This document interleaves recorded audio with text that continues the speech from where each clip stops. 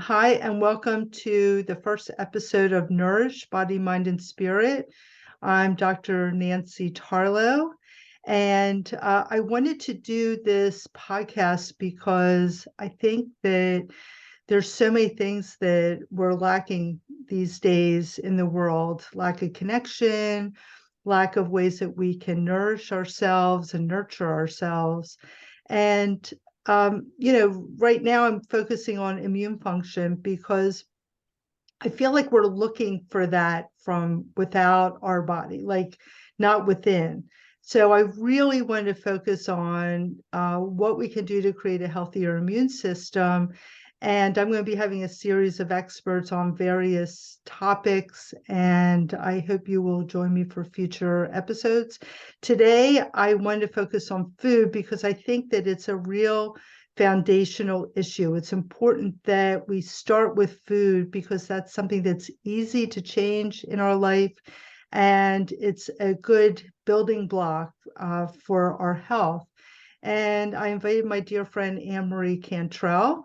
She's local to me outside of Philadelphia, and we've known each other for, I think it's close to 12 years. And she just always provides so much information, and she's so gracious and willing to share whatever she knows. And I really appreciate that. So welcome, Anne-Marie.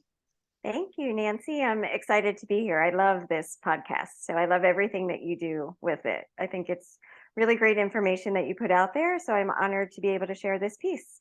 Thank you. Thank you. So first of all, we're going to start with the basics, which is the microbiome. Let's start with talking about the gut. There are lots of different microbiomes in our body, but we're going to focus on gut health today. And there's about 40 trillion organisms that live in our gut, bacteria, viruses, that are very good and essential for our immune system and for our health.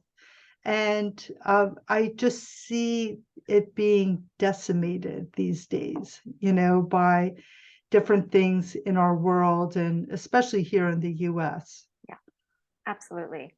I think, to talk about the gut, I think what we have to really understand in terms of immunity is that we've seen it, with COVID, is that our whole perception of immunity is being turned on its head. And I think those of us more in the alternative field understand where real immunity comes from, but with COVID, we were still talking about here's this thing that's going to get you, right? And so we were very much still focused on this germ theory. And in order to really understand the immune system, we have to flip that theory on its head and really understand the terrain theory. And so that's where the microbiome comes in. So it's not about the germ, right? And so this is all, the work of Louis Pasteur, right? With pasteurization, that it's this bad bug that's going to get you. So we need to clean up that environment, and just kill the bug and do all of that. And that's been our medical model for so long, right? But a contemporary of Pasteur, Béchamp, knew that it wasn't the bug, it was the terrain. So that's where the microbiome comes in, because we have this amazing terrain within us. Like you said, 40 to 70 trillion organisms that make up what is essentially our immune system. And without these little critters, like, we wouldn't be able to function, right? They do a whole host of functions in our body, from producing enzymes to producing vitamins to regulating our hormones to doing detoxification. And so we really want to make sure that if we want a strong immune system, that we have a strong terrain. And I want to point out that the germ theory was really disproven a long time ago. If the germ theory really existed, every time some bug was going around, everybody would get it. But that's not the case. So think to yourself, what makes my immune system or my friend's immune system, or spouse's immune system stronger, that they don't get whatever's going around the household or the workplace? And to me, all you have to do is understand that, and understand that, yeah, the germ theory really doesn't exist. And, especially with COVID, we've seen, there are lots of people that have gotten COVID over and over again, and some that haven't gotten it at all. Right. For me, before I learned about creating better health in my body, if I even got a cold, I'd be sick for 2 weeks. Now, it doesn't mean I don't get the cold. It just means I may only be sick for 2 or 3 days, and that's it. Mm-hmm. So, it's important to understand this microbiome because there are things that you may be doing in your life that are creating havoc and creating a dysfunctional immune system that you can change. Absolutely, absolutely. And there is actually a little story that when Pasteur was on his deathbed, he admitted that he was wrong. Right. So we just went all those years on his theory, and here we are. But yeah, absolutely. And then, not to go off on too much of a tangent, which is so easy to do, but, if you look at, like, there are things that could have been put out, by the different governments all over the world about strengthening immune system. They could have talked to you about vitamin D, which we know is an essential piece for having a strong immune system, and zinc, which is great for fighting viruses. But, not once in almost 3 years have they mentioned that. So clearly, just, what I'm suggesting is use some discernment when you're listening to these, quote, experts that, really are possibly, and I don't want to say for sure that they're gaining financially by having their stance, but, you have to wonder about that. Why aren't they talking about things to make your immune system stronger? Absolutely. Absolutely. Right. We have to use our discernment, and we have to really not look to any outside sources to take care of our health, right? It's up to us to really do that. So for me, it's so empowering when you start to talk about the microbiome because it is so easily influenced by our environment, by toxins and by stress and by the food that we take in. So when you look at the microbiome, it's basically made up of all of these little microorganisms. And so you have these beneficial microorganisms, and those are the guys that are able to chelate heavy metals out of our body, deactivate nitrates. Like I said, create vitamin K2 in our system, right? All of these things. And then you have more of these opportunistic bacteria, right? That we would consider more of like the pathogenic bacteria. And then you have like transitional bacteria or transitional microbes. And those are things that we get in from our environment through breathing them in or swallowing them, with food or something. So when we talk about the microbiome, we have to understand that our microbiome is made up of all three of these sorts of bacteria or microbes. And even the quote unquote bad bacteria can live very effectively in our bodies in a very healthy environment, right? It's when the opportunistic bacteria kind of get out of control and suppress the beneficial bacteria that we start to see these challenges with our immune system. But if we have these beneficial bacteria in a correct kind of balance with all of the rest of the bacteria, we can thrive really easily. And that's what you were saying, like, why is it that I'm going to go out to dinner with my friend. We're both going to eat the exact same thing. She goes home and is up all night with food poisoning. And I maybe get like a little bit of a sick headache, right? And you look at the terrain, it's because I had a different balance of my beneficial to my opportunistic bacteria, where she didn't. So that bacteria coming in really ended up making her sick, right? So Yeah, does that make sense? so that leads us to something called leaky gut. So some people, have heard of leaky gut. Some people have no idea what I'm talking about. So let's break down what leaky gut is, and then we'll talk about what causes it. Yeah. So it's probably ubiquitous now, right? It's like everywhere, right? You talk to people and there's probably leaky gut just because of the world that we live in. But the way our systems are designed is that when we are taking in food, we have our gut wall that is kind of patrolled, by these little fighters, and there are these sort of tight junctions on our lining, right? And so when we're taking in food, our system, our stomach breaks everything down, our small intestine breaks it down further, it goes down into the gut. And then as the food gets broken down, the nutrients go into our bloodstream to nourish our cells, right? And so that's where this kind of gut wall comes in. So everything is getting broken down, and it's like the gatekeepers go, okay, you just broke that down. Now we're going to open this up so that you can send all those nutrients directly into the bloodstream so that it can nourish your cells. But when we are constantly bombarded with stress and toxins and foods that are going to disrupt these little gatekeepers, our gut lining ends up staying kind of like this, right? So it's leaky. And so we're taking in food, and undigested food particles are getting out into the bloodstream.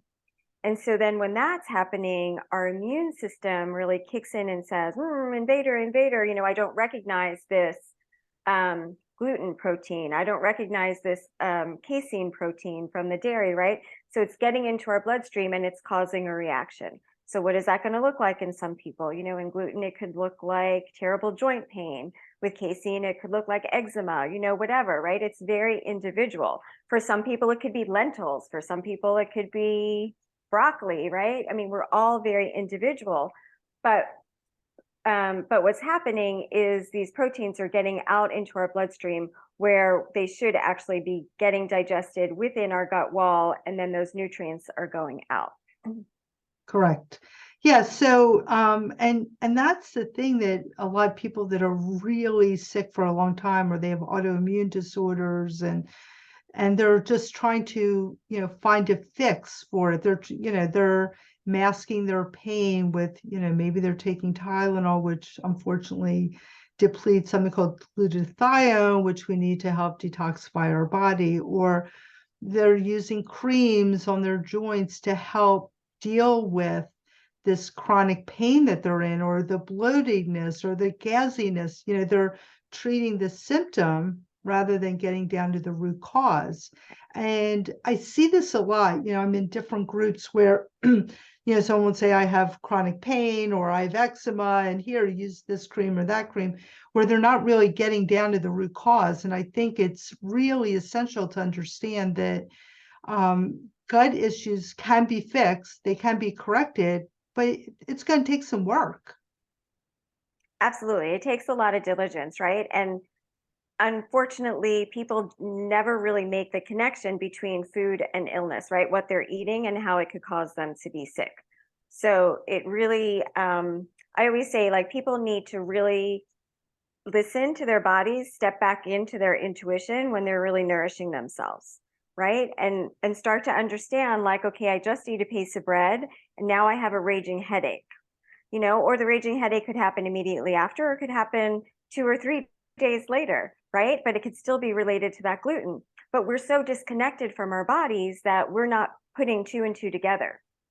So we're not making any changes. Yeah, and it's funny you say that, because just before we started recording, we were talking about cell phones. I was mentioning about how my eyes are so sore. I know it's from looking at my cell phone, but I bring that up because I feel like, there's a lot of people that are, I don't want, maybe depressed, or they're stressed out, and they're using other things to minimize the pain. And one of those is, using your cell phone, watching TV. All those things disconnect you from yourself, right? Because you can't be aware of what's going on in your body if you're constantly distracting yourself.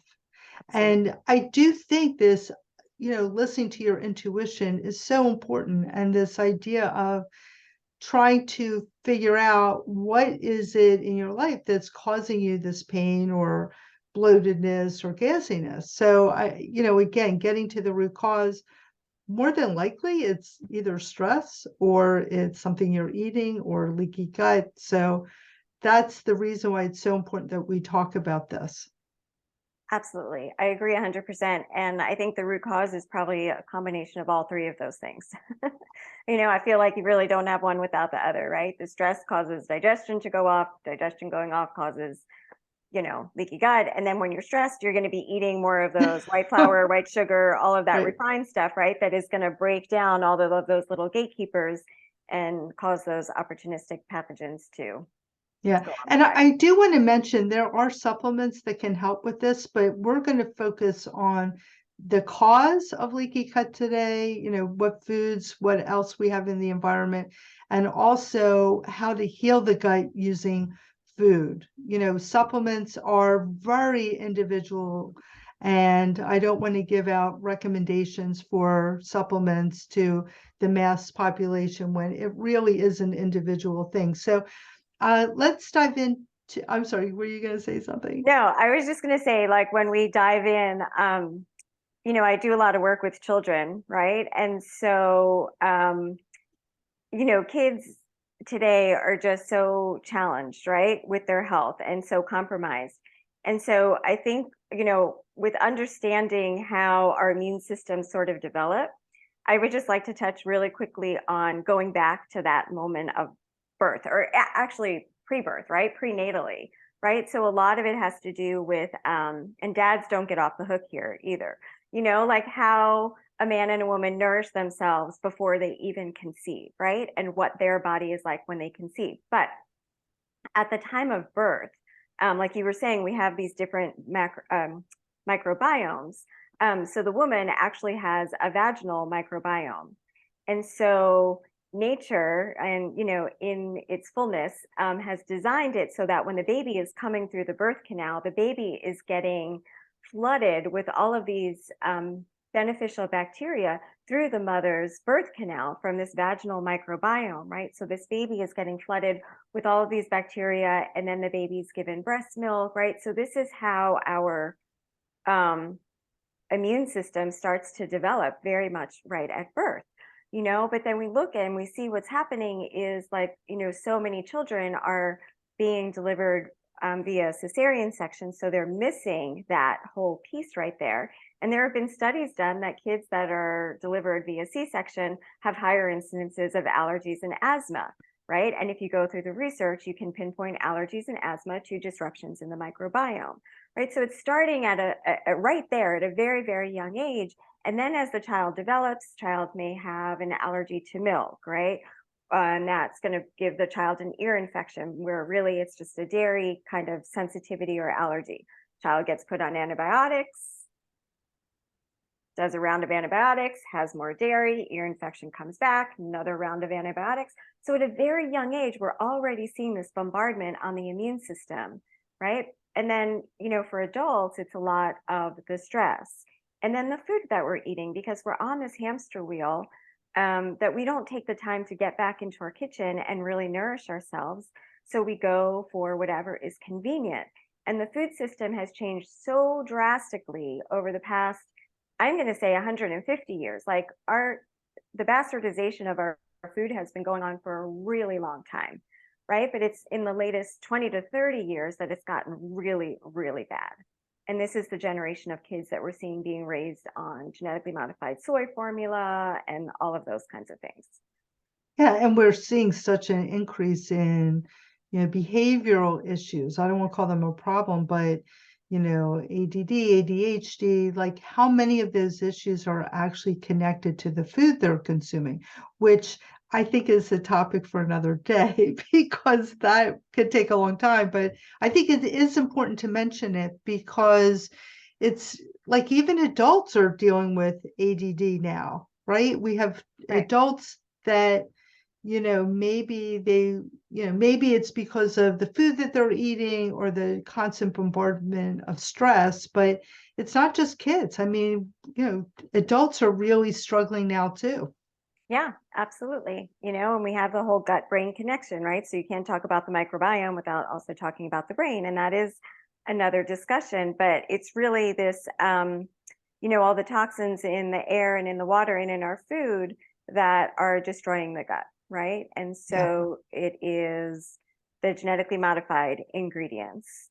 So corn, soy, canola, genetically modified sugar beets, right? All of those things that we're consuming. And what happens is the genetic modification of those, the seeds, the DNA in those seeds, we know that it affects the body, but what most of the research is showing is that it is the glyphosate that is being sprayed on these crops that is really decimating our gut bacteria. And studies show that, I mean, glyphosate was originally patented as an antibiotic. So it definitely kills off it actually kills off good bacteria and allows those pathogenic bacteria to thrive, right? So anytime we're eating something that's genetically modified, we're consuming that glyphosate. And I don't care what you eat, it's like ubiquitous now. Like, glyphosate is coming out in the urine of people who are eating, 100% organic because it's everywhere. Well, they're spraying fields, and Yeah, absolutely. when they're spraying a large field, it's spreading. It's not just Absolutely. being sprayed right on that field. So it's It's, being sprayed everywhere. And there have been many lawsuits yes. against, Bayer/Monsanto for glyphosate causing cancer. And I remember watching a video years ago. I mean, I think I was still in chiropractic school, so it was probably 30 years ago, where they were talking about how the cows that are being fed these, the corn, right, and the food products that have been, genetically modified or sprayed with glyphosate, how it was destroying their guts, and these cows were just having all these gastrointestinal problems that they never had before. And think about what happens when you eat, meat that came from these cows. You can't separate it. It's not like you could say, well, the cow was sick, but I'm not going to be affected by it. You can't say that, because you are what you eat, and if you're eating cow that has been, beef from cow that's been sick or fed these ingredients, you can't say that you're not going to be affected by that.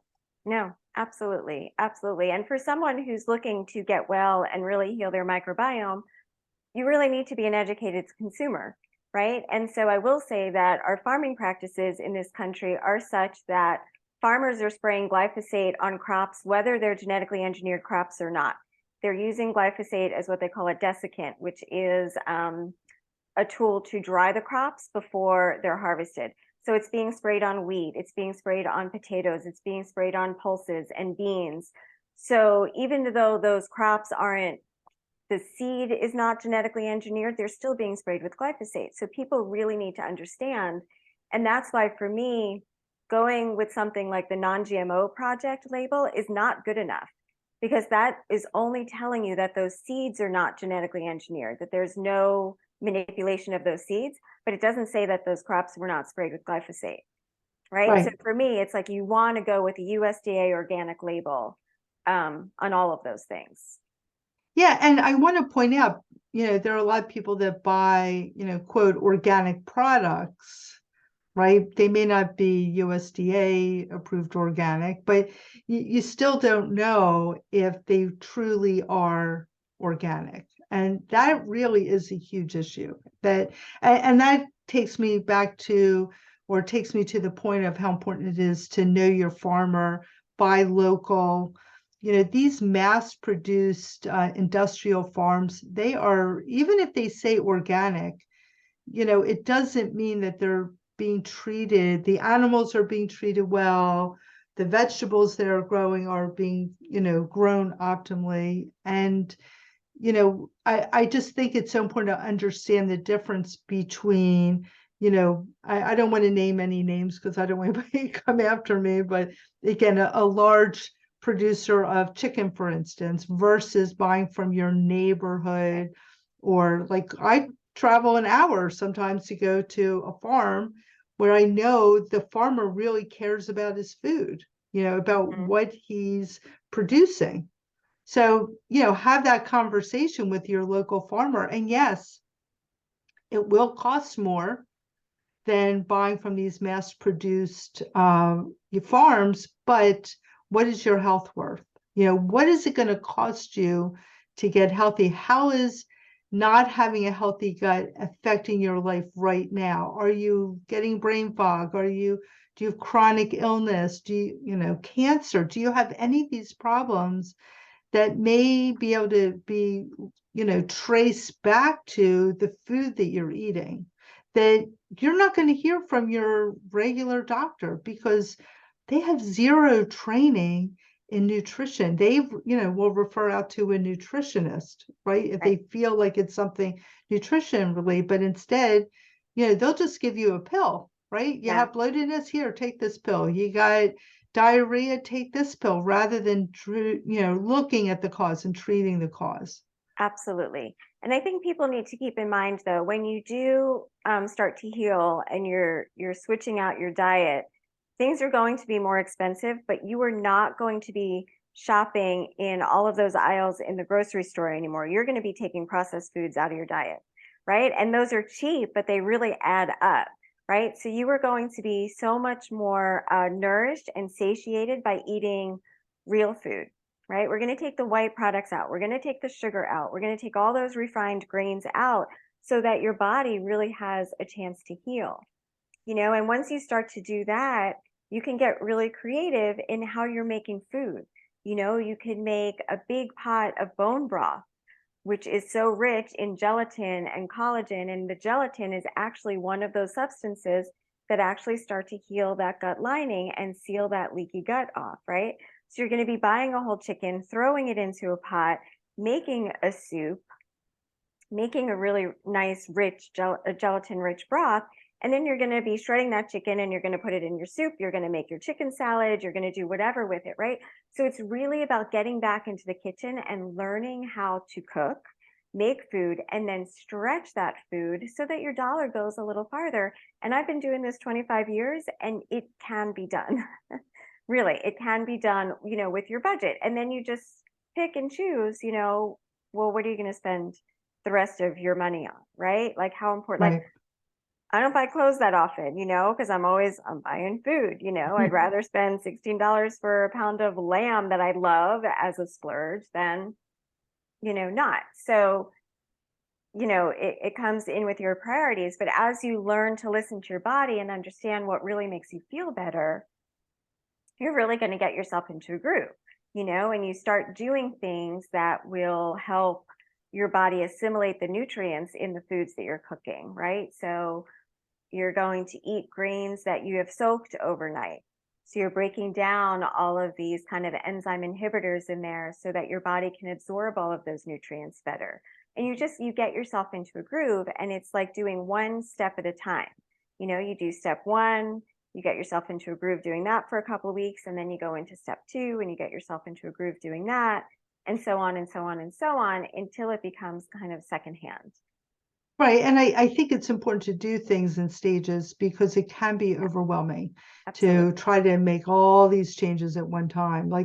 If you were to start off with, and this may be the hardest one to eliminate, is sugar, right? Eliminate sugar from your diet because, the problem is when we're eating these processed foods that we're not being satiated and we're not being nourished, and then we just wind up eating more Right. because we have these empty calories. They're just calories. And it's funny because, I see people that are really struggling with their health, especially the elderly. And, what the doctor recommends are these drinks that are like 90% sugar. Right. And they wonder why they're not getting healthier. They're actually getting sicker because instead of eating food that's going to nourish them and make them healthier, they're eating this junk that's just causing all the inflammation. And I think about with kids, right?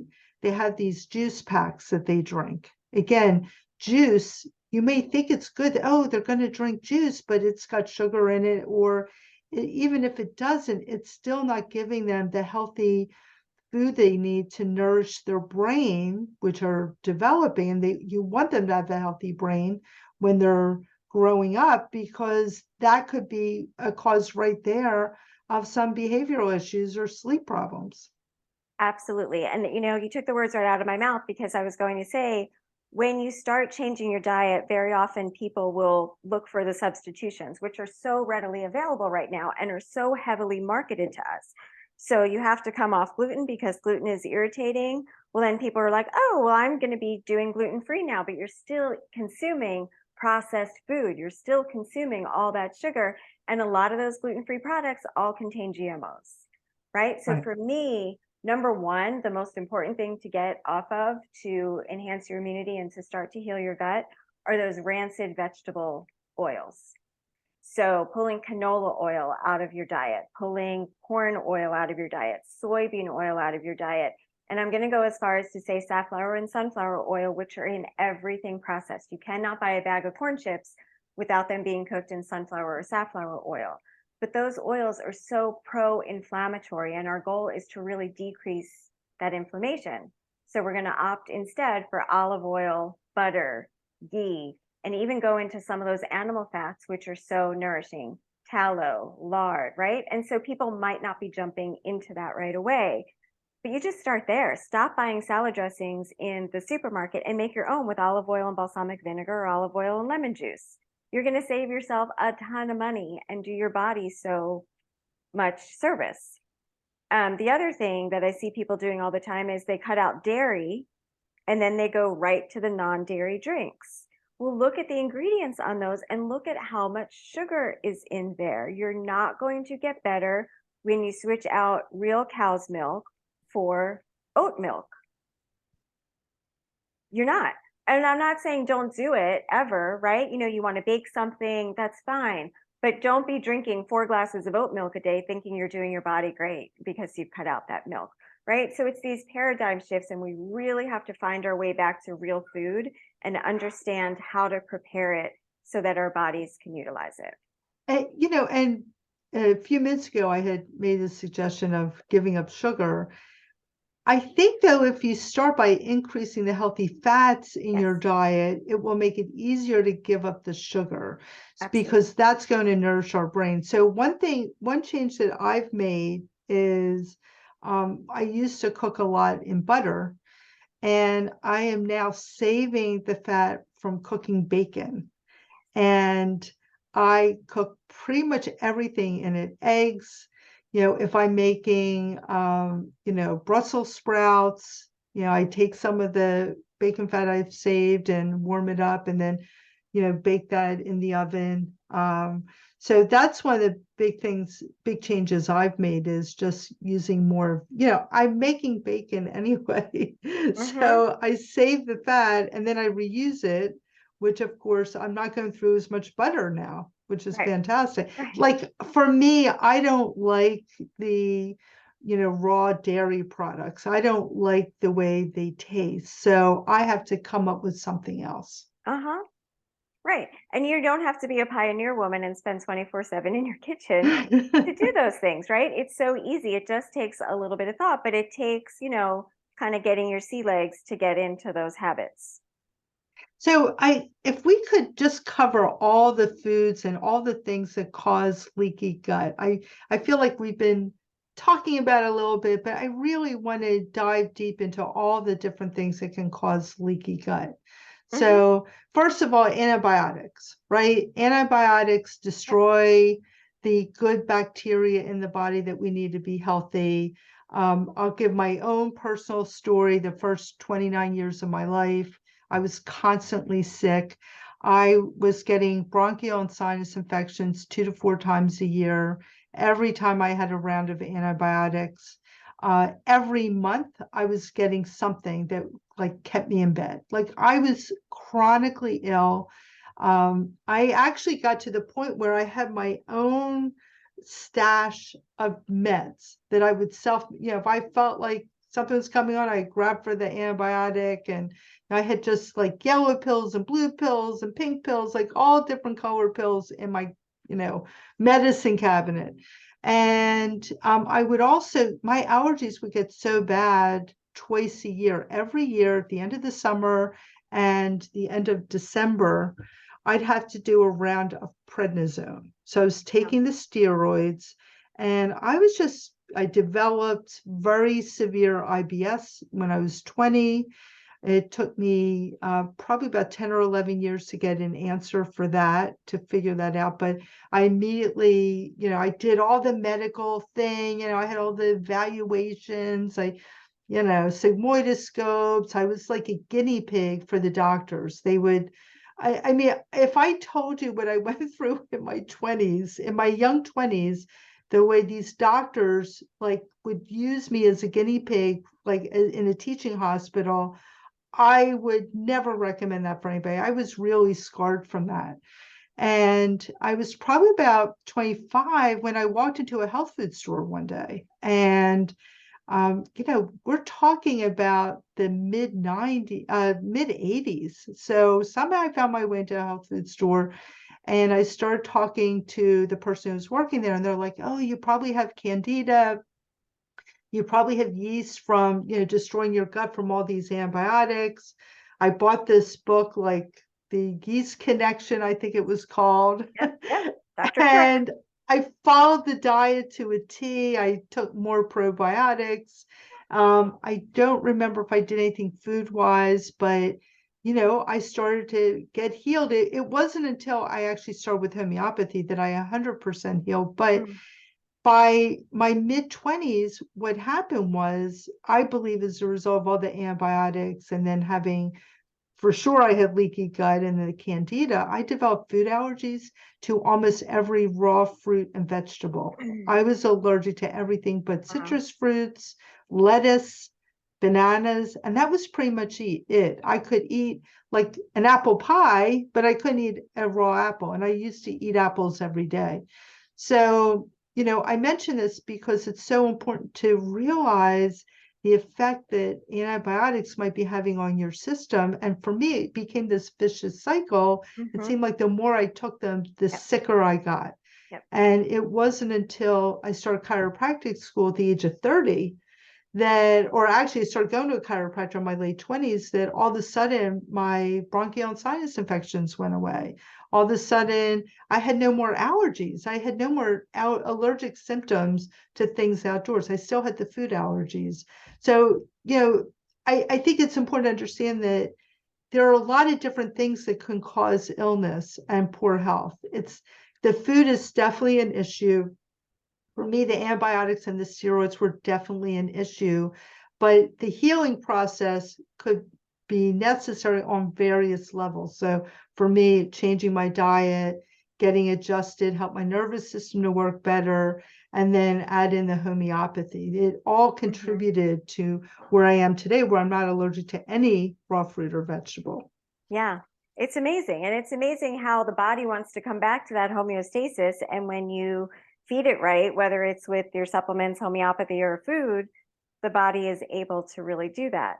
One of the other things that I'd mentioned to you is being really mindful of your water as well, because so much tap water is chlorinated, and chlorine kills good bacteria in the gut, right? So filtering, so to make sure that you're drinking some really good water and making sure you're getting enough really good water, right? So that you want to flush everything out as well.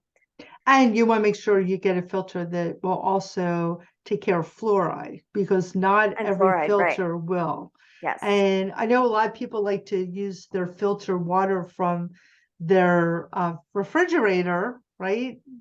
But they're not filtering out for fluoride. And it's hard to find filters that will filter out for that. So you also need to change it frequently. A lot of people, like, we have a reverse osmosis system in our house, which will, I believe, clear out pretty much everything. But the problem is that it also clears out the minerals that we need too. So we have to add those back.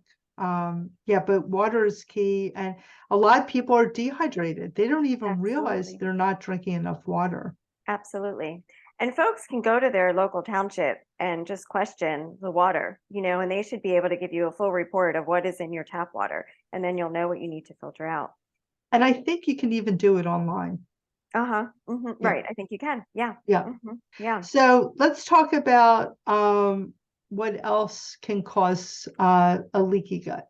So there's heavy metals, right? That come in through the air, through our food, through other means. Um, the heavy metals, absolutely, right? So, we have to look at that. There's pesticides and herbicides that are sprayed on the plants. So for me, it's always important to buy organic for those reasons. And you can look, I mean, the Environmental Working Group has a list of all of the crops that are most highly sprayed, right? So things like onions are safer than red bell peppers, right? And squashes, which are very sprayed. So, you can look at those lists and you can kind of pick and choose, within what you want to buy organic, but there are certain things like apples and strawberries that you really want to get organic because they're so highly sprayed. Chemicals in the food, right? There's so many chemicals and preservatives, BHT and THP and whatever all these letters are, right? I mean, what are they? They're industrial preservatives that should, don't belong in our food, and they're going to be definitely affecting our body, right? And so it's all of those things that, our gut and our livers need to filter out. Yeah. Right. And so it's why even put those in to begin with, right? Let's start, like decreasing the burden on our body right now so that we can really start to heal. And I think it's really important that when you're in the store and you're buying organic products, read the label. Read the label. If there are things in there you cannot pronounce, then you shouldn't be buying them. Absolutely. You want to, but even things like sugar, I am blown away by how many products contain sugar. So, so I was at a big market, organic, organic style market. There's one that I go to that's about 15 minutes away. And I'm in there and I'm looking at their prepared food sections, their hot bar, their cold bar, and they list the ingredients, which is great. They at least tell you what's in, but how many people actually read the ingredients? Almost everything in the hot bar and the cold bar had sugar in them. So let's say there was meatloaf. They put sugar in the sauce that they're serving the meatloaf with. Yeah. So what's interesting is this last week, I had to go down to this area about 45 minutes away, and I was there for a couple hours, and to, find something to do with my time, I went to the local market there. I'm not going to name names. And it was amazing to me how the exact same market in a different location, I looked in their hot bar and their cold bar, only one item had sugar in it. That was wow. it. Really? And it was interesting because they had signs up all over the place saying, oh, we care about the food that you eat and, we take pride in it, where the other place doesn't. So, and I will tell you a story. When I was in my early 40s, I was living in the DC area and I would eat a lot of ethnic food. There was like tons of Thai food. And I could walk to a Thai restaurant that was phenomenal, best Thai food I ever ate. And from my office, I could walk to, several Vietnamese places and Indian places. And I was really suffering with depression a lot. It was really something that was a struggle for me. And I had eaten. I'm like embarrassed to even share this with you, because here, like, I think I'm like living this super healthy lifestyle, and I am for the most part. I went and I just on a whim, I bought a bag of Chips Ahoy, and I hadn't eaten anything like that in a while, and I'm like, I think I ate half a bag or maybe 3/4 of the bag. And I went into a major, major depression that lasted 2 or 3 days. And I had struggled with depression for a long time. And a woman I'd become friendly with was a psychologist. I called her up and I'm like, I'm ready to take, I'm ready to take antidepressants. I was just like, I didn't know how it was going to go on. I mean, I was like groggy. I was in my bed. I couldn't function. And she said, what did you eat in the last 24 hours? I told her about this bag of cookies, and she said, I think it's the sugar. What I want you to do is totally eliminate it for 2 weeks. Just no sugar, And I'm like, okay, I can do that. If I'm going to feel better and I don't have to take meds, it's like great. Because I really had such a bad experience with medication when I was Yeah. younger. I did not want to go down that road again. So I remember, like, if I want something quick, I would go to a Boston Market because I thought they were so, like, for fast food, like definitely better than like Burger King or, any of those other fast food places. And I go in and I think they had the ingredients labeled and there was sugar in every item. So I'm like, okay, I'm not going to eat there anymore. And then I would go to my Thai place and say, look, I want this meal, but I don't want sugar in it. Can you do that? And they say yes. A lot of places won't do that because they pre-mix these sauces. Chinese places, a lot of ethnic places, they pre-mix the sauce. So they just throw it in with whatever the other ingredients are. But this place agreed to do that. So I started eating there almost every day of the week because they would do that. And I was single. I didn't want to cook all this food for Right. myself.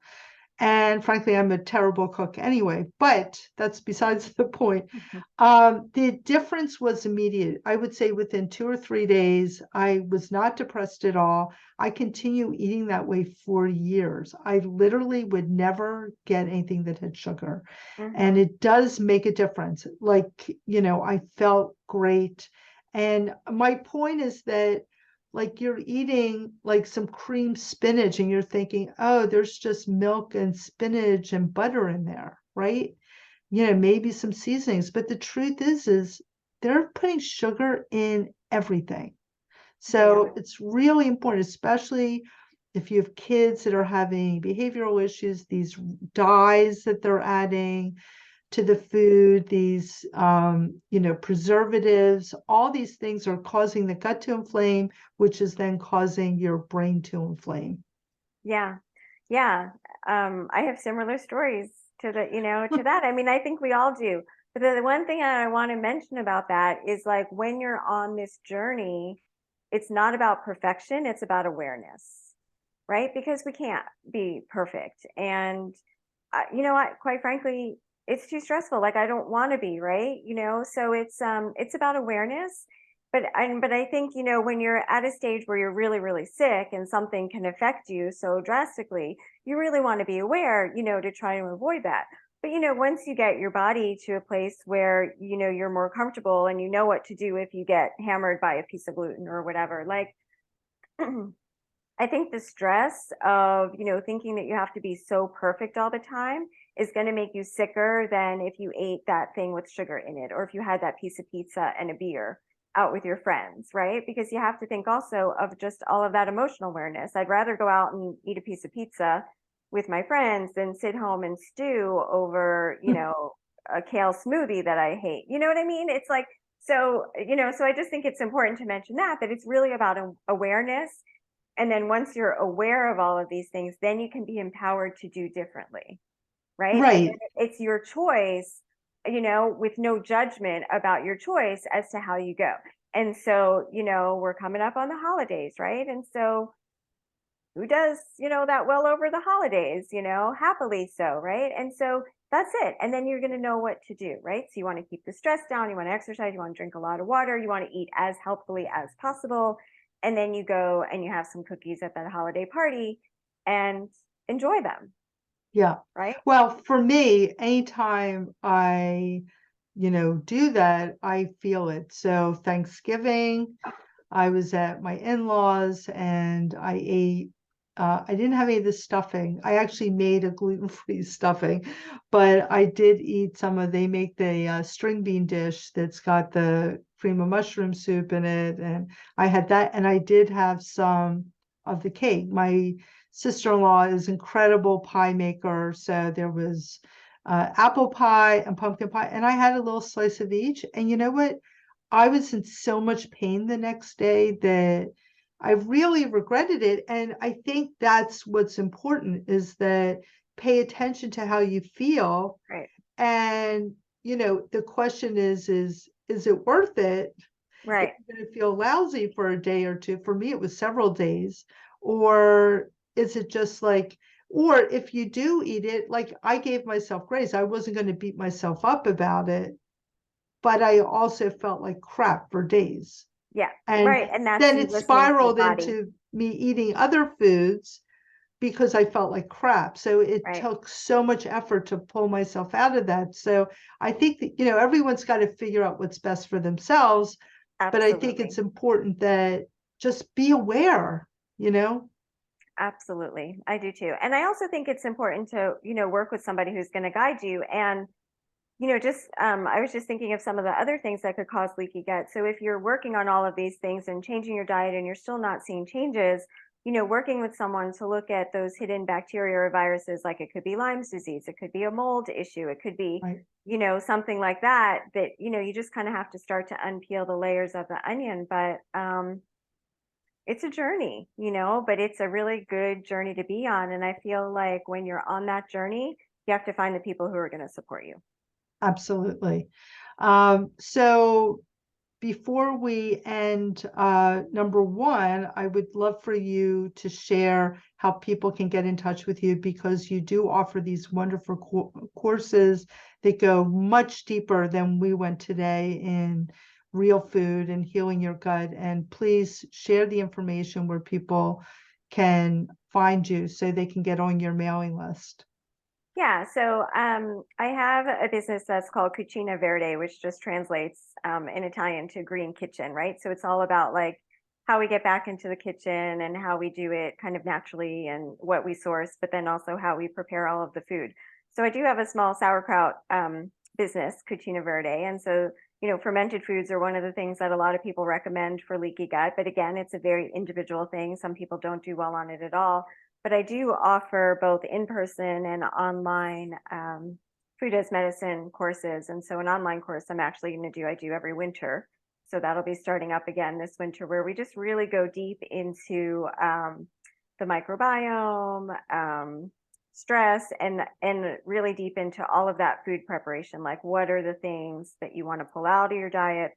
What are the things that you want to add in? How do you do this in a family where you have children? Like, all of those sorts of things. So that website is www.cucina-verde, cucinaverde.com.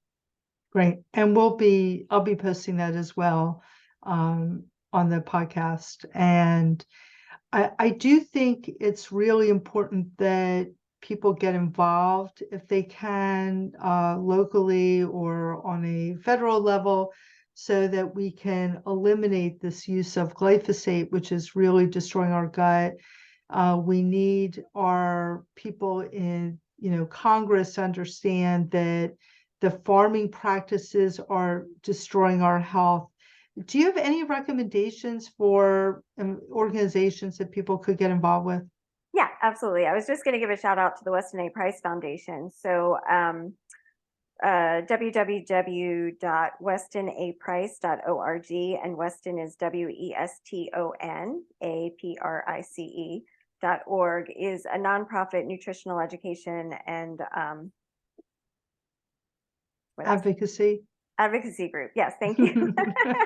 That is international. And so if you go on to their website, there are local chapters all over the world. So you can be anywhere and you can find your local chapter leader. And that person is actually a great resource for where you can source really good food locally. So they'll have things like, where you can source the raw milk if you choose to do that, really good pastured meats, where your farmers markets are, where you can get good vegetables. Physicians in your area who are more like-minded, they hold lists for all of that. And some of them hold meetings. I would say if you have a local chapter, get out to a meeting. We have a local chapter here outside of Philadelphia, between Chester and Lancaster counties. And it is just such an uplifting place to be when you're with so many like-minded people that way, right? And we're all like working towards the same thing about building sustainable communities and saving our food system and, not supporting the box stores and all of that. So Weston A. Price Foundation, and you can find a lot of information about, the glyphosate and the GMOs and all of that stuff on there as well. Yes, and I've been attending these meetings on and off, depending upon if I've lived in the area for close to 12 years, and it's such a nice, welcoming group of people. You know, there's none of this divisiveness. It's just, you know, caring people, and they don't care what your politics are. It's not about that. It's really about feeling like you're a part of community, right? We want Mm-hmm. to feel like we're a part of community, Mm-hmm. and meeting in person is so helpful because, you know, it's just not the same online. It just Right. isn't as me able to give people hugs and talk face to face. So Mm-hmm. Anne Marie, thank you. I really Thank appreciate you. you and your time. As I say, you're always just so gracious with your time, and I appreciate you. So thank you. Same. Thank you so much. This was fun.